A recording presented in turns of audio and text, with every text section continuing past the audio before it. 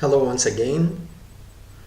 Uh, Today I did not really want to prepare any subject of my own, but I found two good points by two people who are asking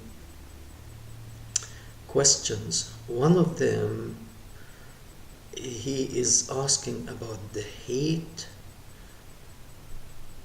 that is in the heart of the Muslim people towards the Jews. If this hate is triggered by one Jewish woman put poison in Muhammad's food and consequently he died. And he is wondering if this is the reason that Islam is so antagonistic and hateful towards the Jews. The answer to this actually it's no. No, not at all. It has nothing to do, of course, we cannot say it has nothing to do with it. That might add to the problem, but it is not the main problem. Okay, for your information,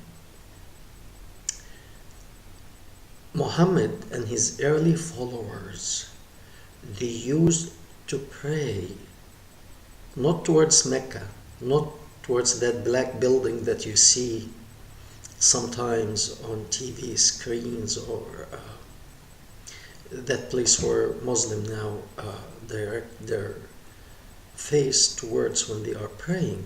They used to actually pray towards Jerusalem, like the Jews.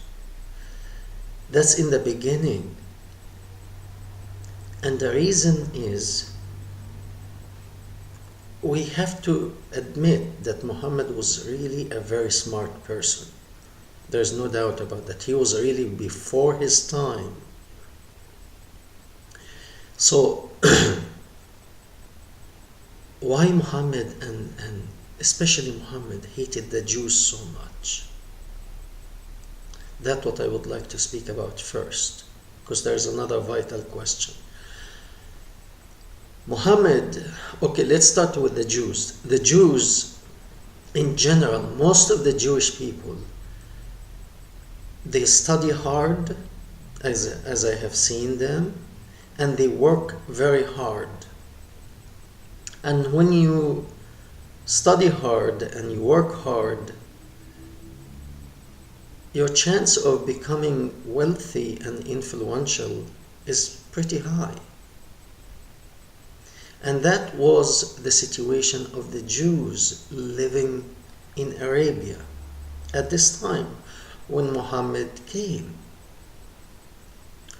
So in the very beginning, if you read the Quran, Muhammad was trying so hard to get the Jews living in Arabia to align with him,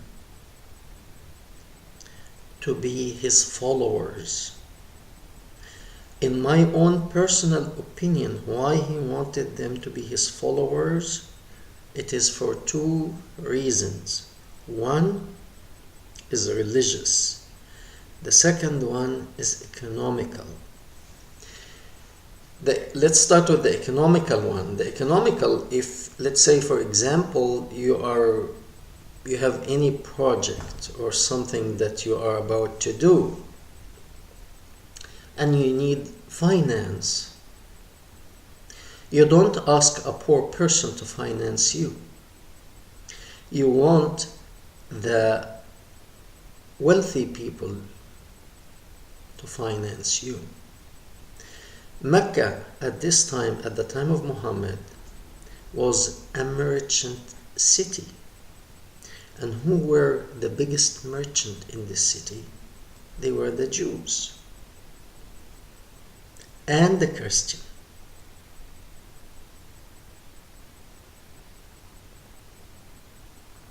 And of course some of the Arabs The wealthy Arabs also, they were influential, and they were wealthy, and they had merchant. So Muhammad wanted to reach to these people first. He didn't want to have bunch of illiterate, uneducated followers who do not know anything. So he wanted the support of these wealthy people of Mecca first. However, these wealthy people, most of them are well educated, whereas Muhammad was an illiterate person. And if I am well educated, why should I listen to a peasant to tell me what to do? What does he have to offer? So he says, Quran. You read the Quran for yourself. It is story stolen from the Bible, from the Old Testament and the New Testament, and put in a poetic Arabic way. And some of it actually from the Persian mythology, the Greek mythology, and he put it together and he thought he is very bright. So to a peasant who doesn't know how to read or write, oh, that sounds wonderful, these stories. But to the educated, wealthy merchant, they told him, what's new here? We know all that. He didn't bring anything special. And they ignored him for 13 years in Mecca. All the people that they followed him were the poor, uneducated people. And he had no influence. They said approximately between 120 to 150 people in 13 years followed Muhammad. So he was frustrated. He tried to get the Jews and the Christians to accept him. They wouldn't. The wealthy merchant, because some of them, they were neither Jews or Christian. I don't know, they had their own religions or their own idol or whatever, or had no religion at all. It's not the issue. These people were smart and educated. They didn't make it to be big, wealthy merchant from nothing. They knew something, so they wouldn't listen to him. And when he started to attack their gods and their belief out of frustration, this is the time they kicked him out of Mecca. And then he went to the other town which called Medina. In Medina there were 3 Jewish tribes. But that is, we'll get to the 3 Jewish tribes in Medina soon. But now we want to speak about the second reason why Muhammad was reaching to the Jews and to the Christian. The second reason actually is religious.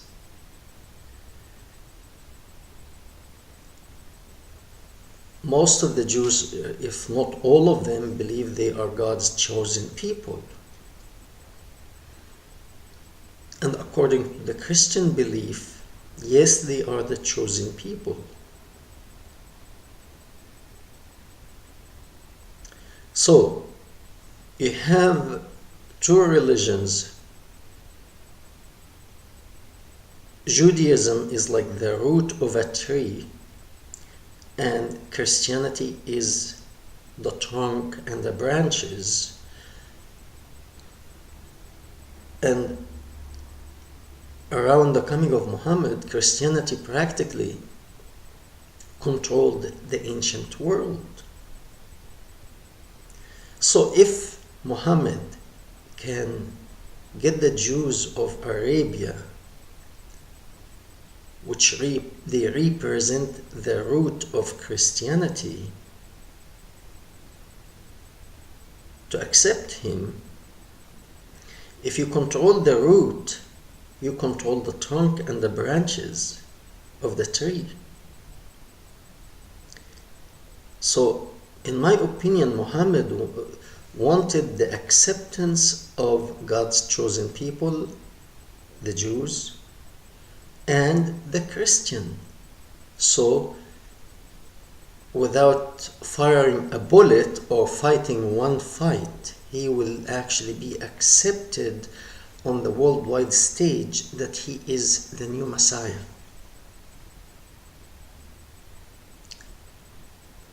Muhammad wanted recognition on the worldwide level as he is the man, the ultimate man,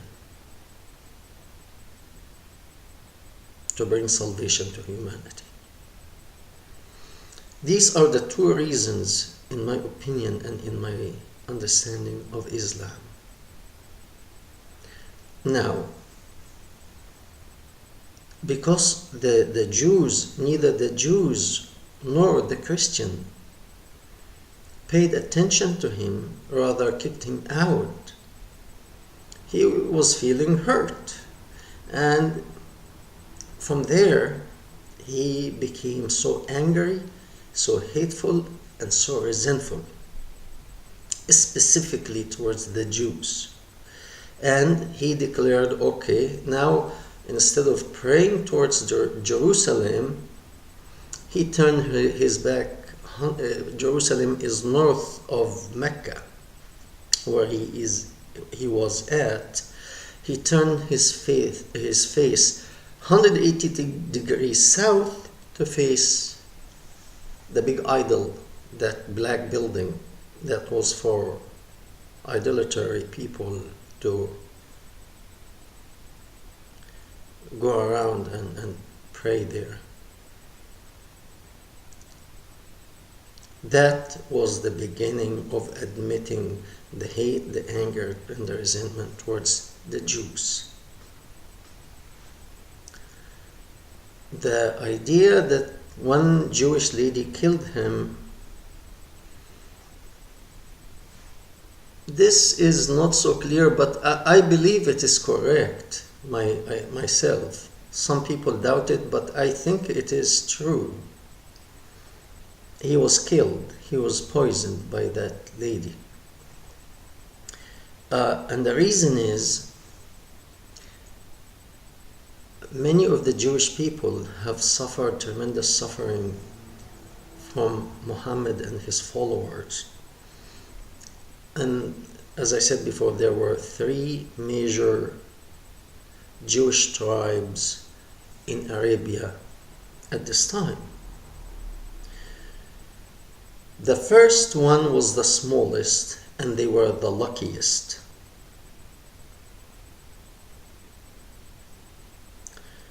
These people, Muhammad made it to look religious, or I don't know, after he died, his followers just made it to look like religious. But reality was, the word spread that Muhammad is doing good business. He blocked the caravans and the path of the caravans, and he loots them, and he takes all the wealth, the money, and the caravan to himself. So he quickly became wealthy after he migrated to Medina. So some bandit from the southern part of Arabia heard the word, and they thought, well, we work with him. The guy looks like he's doing good business. We work with him, we give him a commission, he makes the plan. Hey, we work together. All right, so these people migrated north to Medina to stay with Muhammad. What happened when they came? They needed homes. You cannot build them homes. Let's take the homes of the Jews. Kick the Jews out. Claim their homes. Give it to these people. We can do better business with this number of people coming to us. So the first tribe were kicked out of their homes. The second tribe, the first tribe were 400 men. He surrounded their village. They didn't want to fight. They wanted to be let alone. Leave us alone. We are not into fighting. We are merchant. We don't want to fight. He surrounded their village for 15 days and then they surrendered. He wanted to kill the men. And one man intervened, and he was a new Muslim, and he said, no, let them go. Let them go. So they left. They left, never to see their homes again. The second tribe, he also needed more homes because the business was going well. He was doing good business, so many thieves were joining him. He needed to accommodate these people. So it was the second largest tribe. He wanted to kill them. He also surrounded them and he didn't want to fight, and he told them, okay, somebody, also another person said, no, don't kill them, let them go. So he told them, okay, take whatever you can carry on your back and you leave. These people were also somewhat lucky. The third one, this is the one whom he slaughtered between 600 to 900 men, sold the women,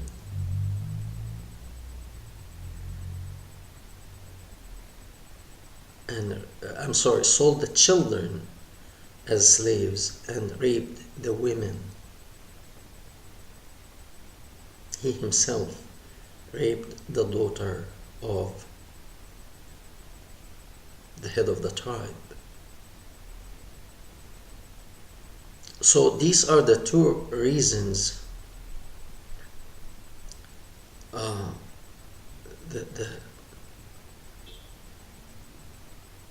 Islam hates the Jews because the first one was they wouldn't unite with him. He wanted them to follow him. They wouldn't do that. And the second was political and religious reasons.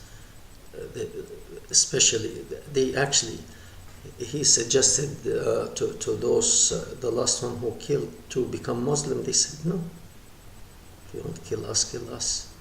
And he did. So they wouldn't follow his thinking and his ideology, and therefore they paid with their lives. And since then, all the Quranic verses was to curse and encourage animosity and hate towards the Jews. That's the reason. I hope that was satisfactory to this question. The second good question I saw, it asked, the person calls himself Dialogue Daily. Moderate liberal Muslims smokescreen to terrorism or to Islam.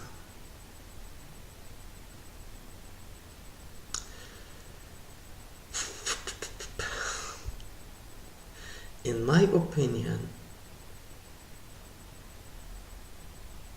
I respect ISIS more than what's so-called moderate Islam. The reason is, when I know you are my enemy, I'm very clear and aware of who you are. But when you pretend that you are my friend and you stab me in the back you are worse than my enemy.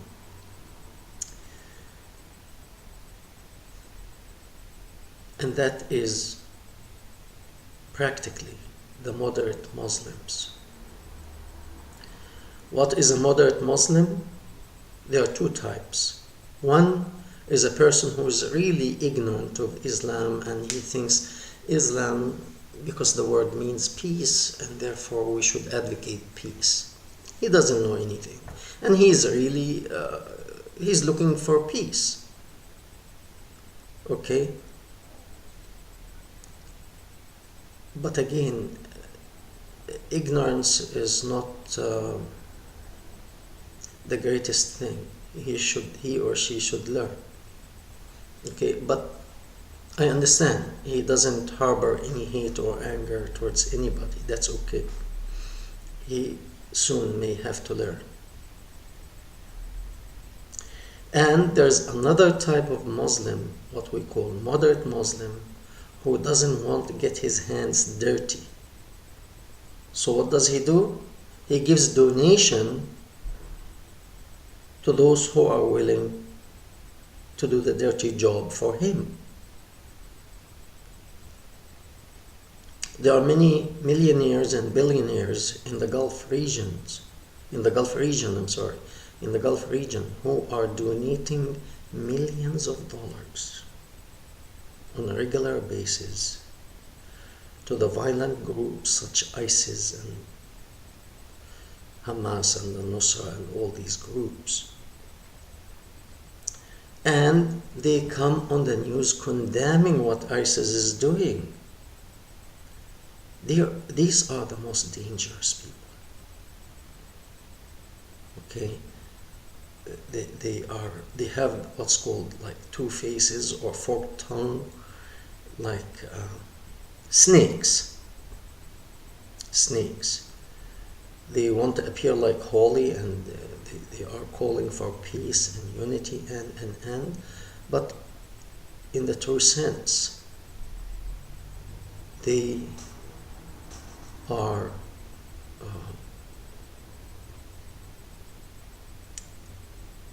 letting somebody else do the dirty work for them.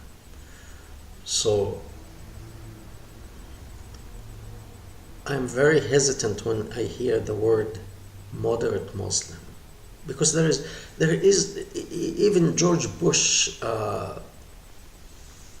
W. Bush, after September 11th, he was saying religion of Islam, it's a peaceful religion and they are peaceful people, and these are like the people who don't understand what the true religion is. No, actually it's the other way around. It's the other way around. ISIS is the people who understand Islam very well. So I don't know who was the advisor of George W. Bush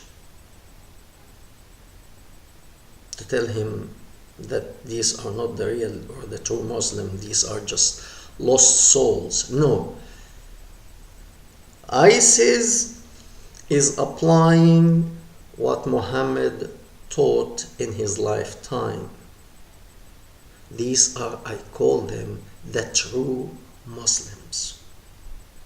I trust them more than the moderate Muslims, whether they are ignorant Muslims or those who are letting somebody else do the dirty work for them.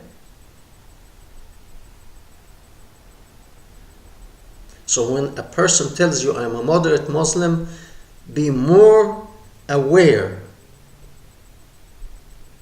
of that person.